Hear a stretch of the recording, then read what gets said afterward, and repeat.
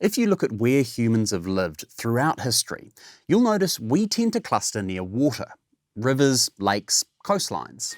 And that's because for the majority of human history, travelling long distance over land kind of sucked. Yeah, and land travel in Aotearoa was more difficult than most places.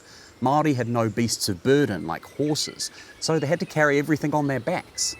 The interior of these islands were full of snow-covered mountains, dense bush, swamps and fast-flowing rivers. One wrong step could send you plunging off a cliff or swept down a rapid. So, instead of making trips over land, Māori often paddled or sailed their waka. Rivers like the Whanganui and the Waikato were the original state highways of Aotearoa, the easiest ways in and out of the centre of Te Ika a Maui, the North Island. After European arrival, waka were replaced by sailing ships and eventually steamships. Roads and bridges were built for horse-drawn vehicles. Travel got a bit faster and easier, but it was nothing compared to what was about to happen. Starting in the 1860s, New Zealand was swept along with a global transport revolution, the railway revolution. The railways changed everything. The country as we know it today, earning its livelihood through farming, horticulture and exports. None of this could have existed without rail. Through to the late 20th century, the railways touched the lives of virtually every New Zealander. Passengers, workers, tangata whenua, politicians. So, all aboard for an adventure into the history of New Zealand's railways.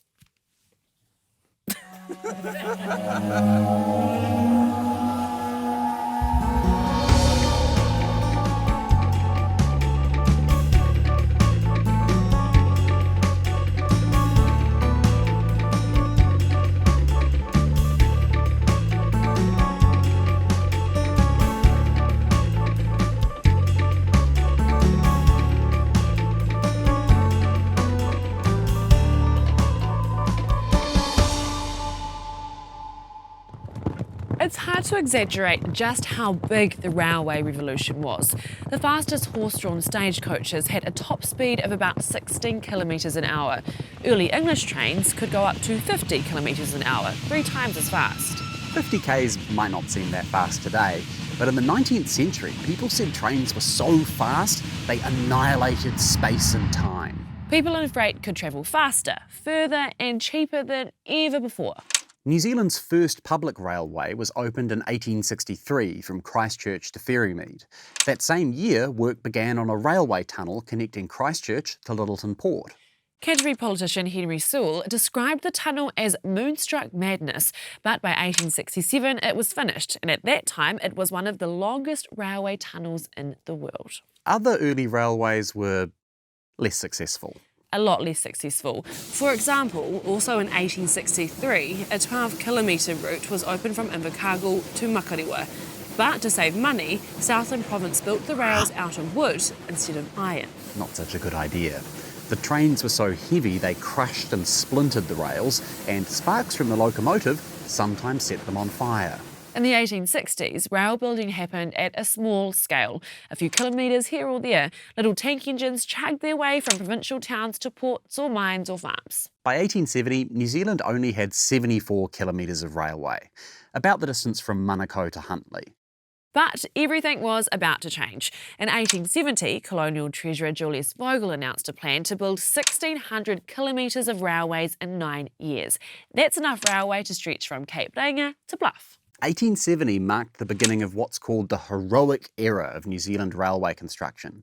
By 1880, the rail network had jumped from 74 kilometres to more than 2,000. In 1892, it cracked 3,000. In 1909, it was over 4,000 kilometres long. By the 1920s, pretty much every significant town or city in Aotearoa had its own railway station.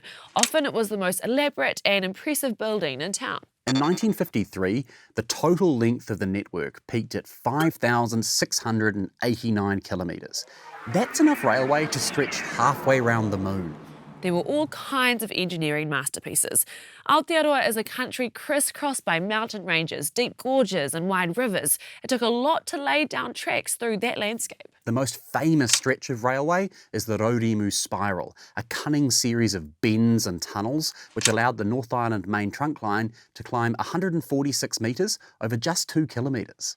Then there was the Remutaka incline, a fiercely steep stretch of rail which could only be crossed using special locomotives called foul engines, which clung to a third rail with an extra set of wheels mounted sideways. Not to mention the 8.5-kilometre Ortira tunnel through the Southern Alps, which was finished in 1923.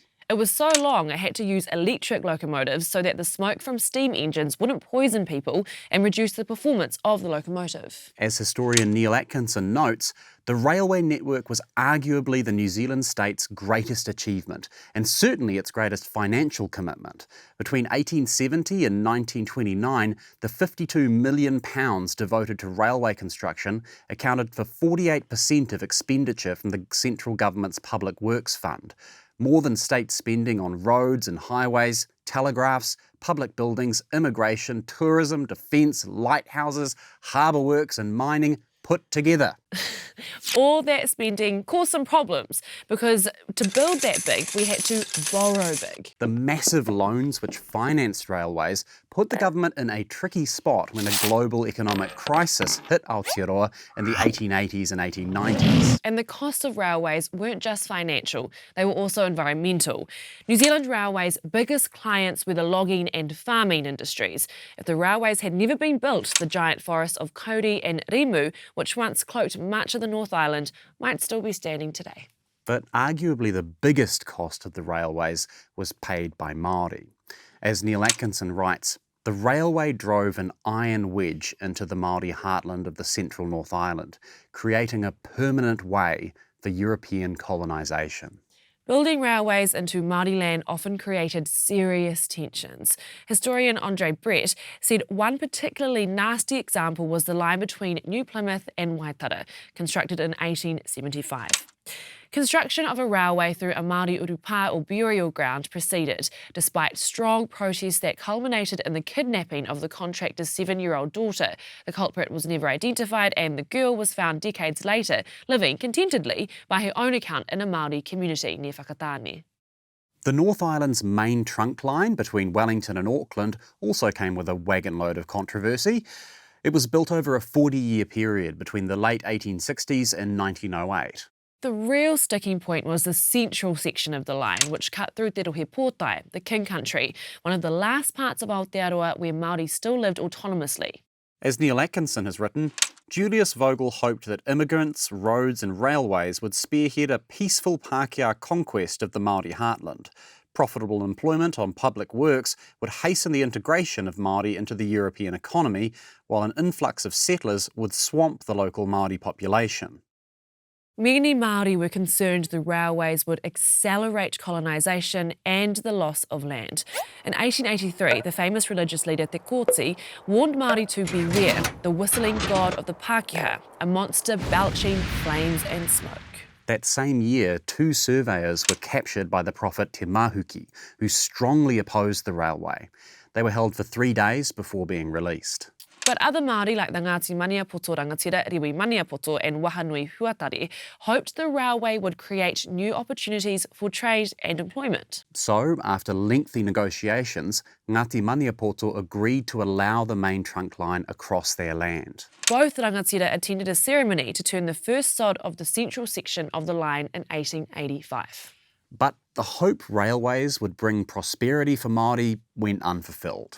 As Te Kōti predicted, Te Rohe Pōtai was opened up to colonisation. The Native Land Court transferred much of the central North Island to colonial farmers, and in the end it was those farmers, not Māori, who profited most from the railways. Railways were also controversial among Pākehā. Local politicians fought tooth and nail to get the best service. Quite often railways were built to win votes in important electorates, rather than because they gave the best economic and social benefit. Minister of Railways William Hall-Jones complained. First it's a siding, then a platform, then a railway porter, then a station master. You'd be surprised how these requests follow each other. Sometimes debates over railways got very intense. When the first Christchurch train pulled into Timaru in 1876, the celebrations turned into a shouting match between politicians. One guest was dragged away by the police. But despite all these problems, railways bound the country together politically. Up until the 1870s, New Zealand wasn't really a country like we think of it today. Instead, it was a collection of provinces. Each was governed more or less independently by a provincial assembly. A bit like the United States. Yeah, and that made a lot of sense. Yeah, how could a Southland MP stay in touch with their constituents when it could take weeks to make a round trip from Invercargill to Wellington on a sailing ship? Railways changed everything. Suddenly, that kind of trip could be made in a matter of days. Trains also sped up communication by delivering letters, magazines and newspapers. Plus, telegraph lines were often built alongside the rails, allowing near instantaneous communication. Getting a railway station in your town was like going from dial-up internet to high-speed fibre. Yeah, farmers no longer had to spend days or weeks driving cattle and sheep across the land. They could just stick them on a stock train and they'd be at their destination in a few hours.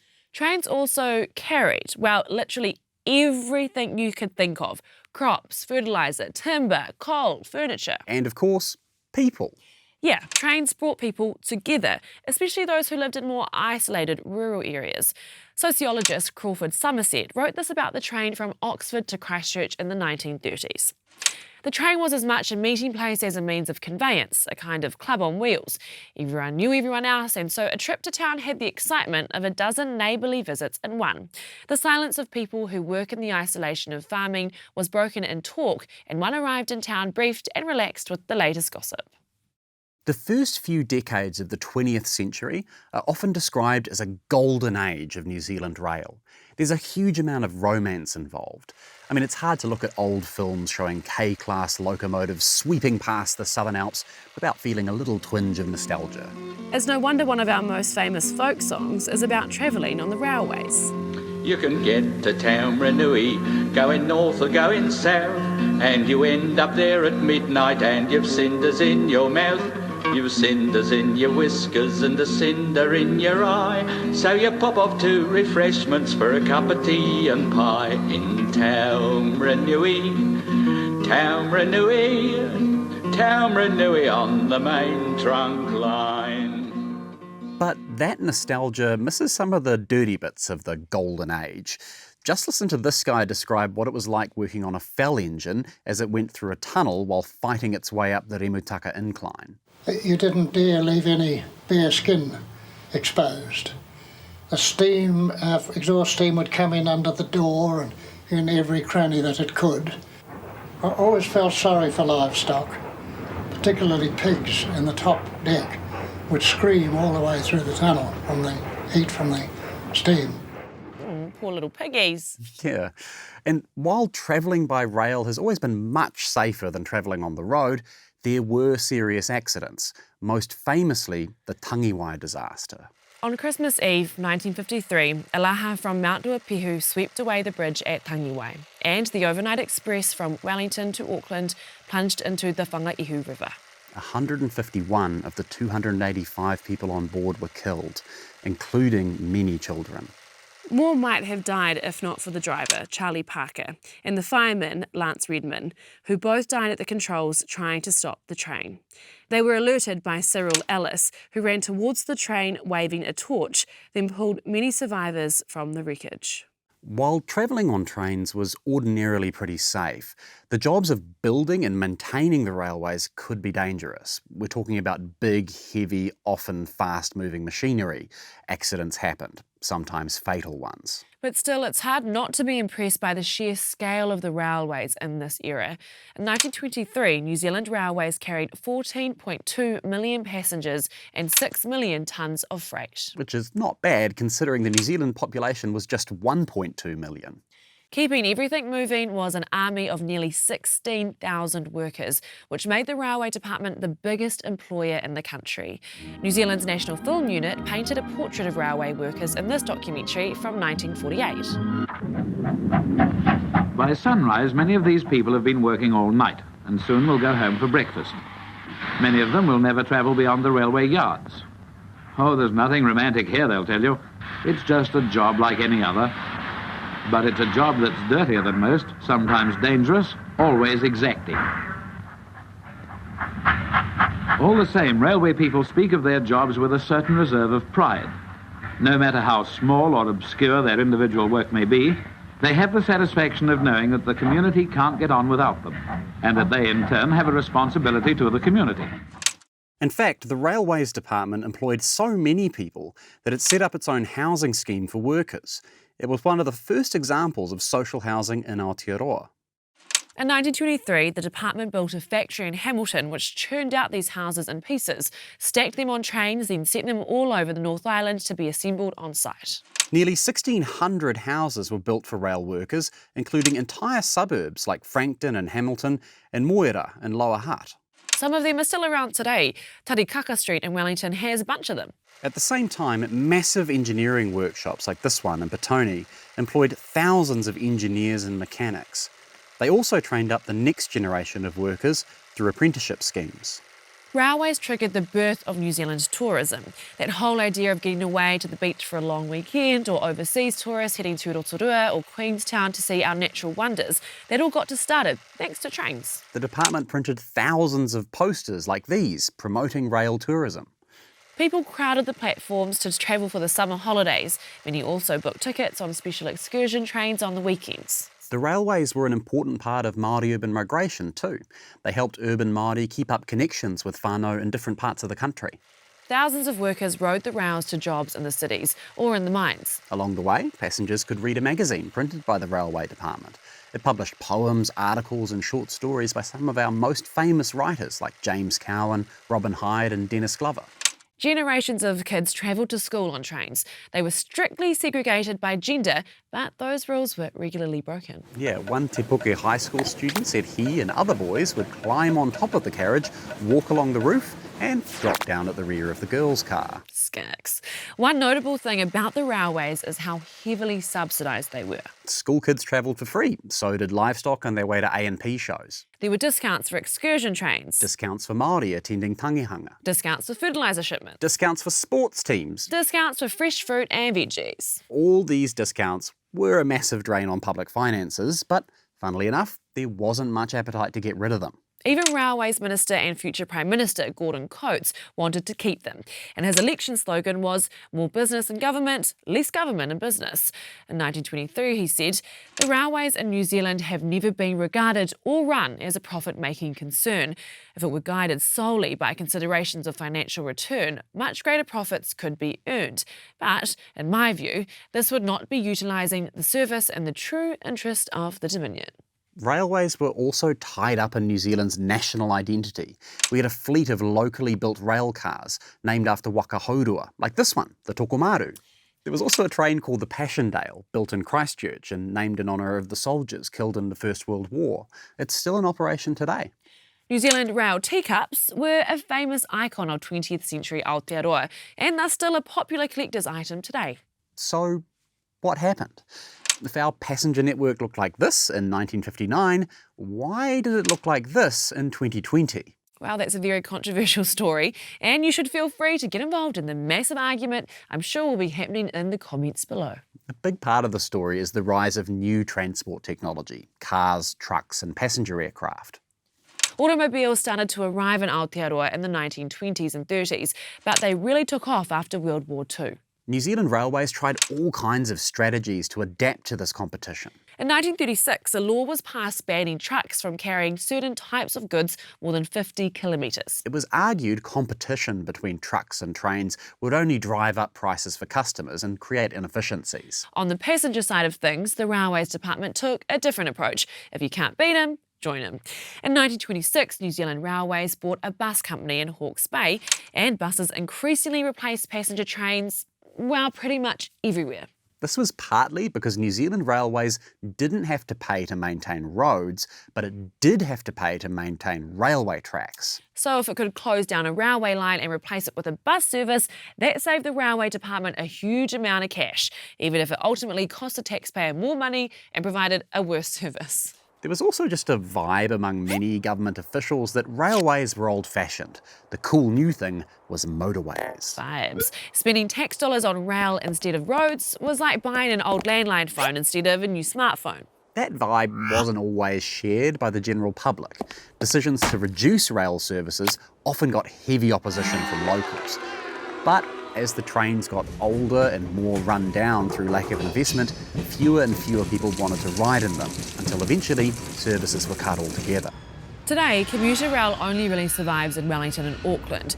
Passenger trains still run along the main trunk lines in the North and South Island, but they're mostly for tourists. The decline of passengers hasn't spelled an end to railways. A huge amount of freight still travels on rails today. But as with passenger services, trains have struggled to compete with trucks. The regulations banning long-distance trucks were steadily eased and then completely removed in the 1980s. These days, a lot of people are calling for a return to rail and point to how things might have gone differently. For example, as far back as the 1950s, there was a proposal to completely electrify the North Island main trunk line. If that had happened, it might have led to wider electrification of rail all over Aotearoa. Rail advocates argue increased rail services could be a key part of fighting climate change. Freight trains are estimated to produce about 70% fewer carbon emissions than trucks. In 2021, the government set up a new commuter service between Hamilton and Auckland and aimed to increase rail freight 40% by 2052. So potentially the history of rail could be opening a brand new chapter. We'll just have to wait and see what's coming down the tracks.